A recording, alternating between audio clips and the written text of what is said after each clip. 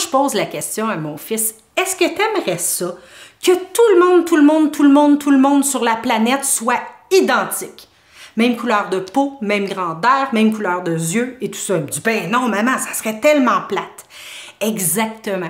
C'est pour ça que être original, avoir des excentricités, faire des choses différemment des autres ou avoir des particularités, qu'elles soient physiques ou dans nos habitudes, mais c'est quelque chose de positif.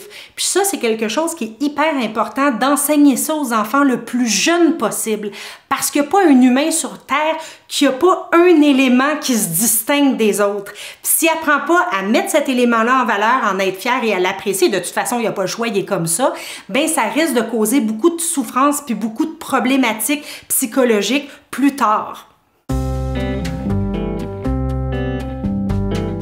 Souvent, tous les éléments qu'on a qui sont originaux, ben ça expose à des railleries, à ce que les autres nous pointent du doigt ou rient de nous, parce que les enfants font ça de façon naturelle.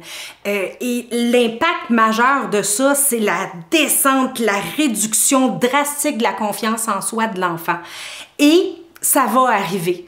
Peu importe que l'enfant soit le plus beau de la planète, c'est certain qu'il y a un geste, un tic de langage, un mouvement, quelque chose qui fait en sorte que tôt ou tard, il va être pointé du doigt.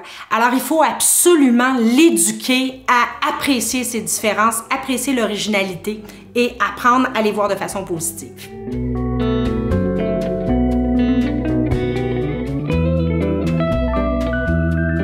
La meilleure façon pour amener les enfants à apprécier tous ces éléments-là, c'est simplement de les mettre en valeur.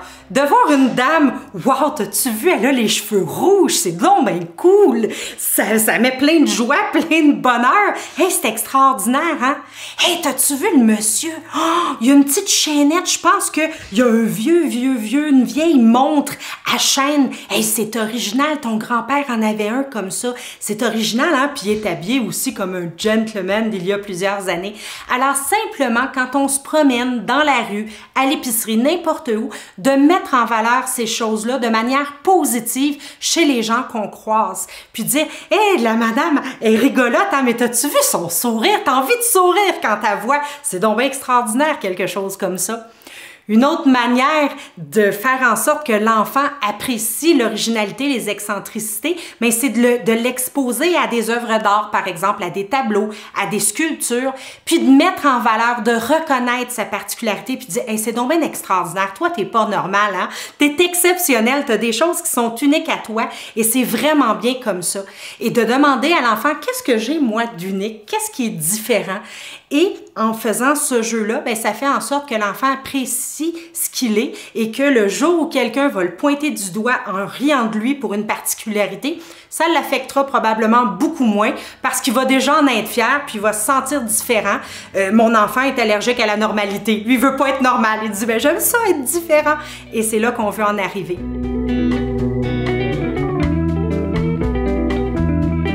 Il y a des enfants qui sont beaucoup plus rigides que d'autres. Dès qu'on leur présente de nouveaux aliments ou une odeur qu'ils n'ont jamais sentie ou quelque chose d'étrange, leur premier réflexe, c'est de dire « j'aime pas ça ». Alors, comment faire pour pouvoir les aider à apprécier ça? Parce que comment apprécier leur propre différence s'ils ne peuvent pas endurer la différence, point? Dès que c'est inhabituel, dès que c'est bizarre, dès que la texture, la couleur est étrange, c'est rébarbatif. Mais une des manières, c'est d'être très attentif et de voir qu'est-ce qui est nouveau, différent, original et que l'enfant, wow, a l'air à aimer. Mais à chaque fois qu'on peut observer que l'enfant fait un commentaire positif sur quelque chose de différent, de nouveau, d'original, d'excentrique, bien on le met en valeur. Oh, t'as raison, hein, c'est extraordinaire, j'avais jamais essayé ça ou j'avais jamais vu ça. Hey, tu me l'as fait remarquer, cool. Alors simplement, de le mettre en valeur et vous allez voir que peu en peu, à l'intérieur de l'enfant, ça va changer, il va tout doucement s'ouvrir.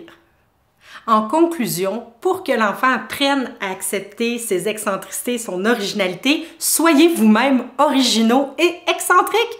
Alors tout ce qu'il y a à faire des fois, c'est simplement sautiller sur le trottoir pour éviter de ne pas toucher aux lignes, juste pour s'amuser, ou de faire une petite pirouette ou un petit tour, ou de mettre une pièce de vêtement hyper colorée, originale, ou un beau petit truc avec des plumes dans les cheveux, peu importe, quelque chose qui vous fait plaisir, mais qui fait en sorte que ça ressort et dire à l'enfant hey, c'est extraordinaire, j'ai mis ça aujourd'hui, il y a plein de gens qui m'ont complimenté, c'était vraiment agréable et vous allez voir, lui-même va le remarquer puis il va probablement se mettre à aimer ça lui-même.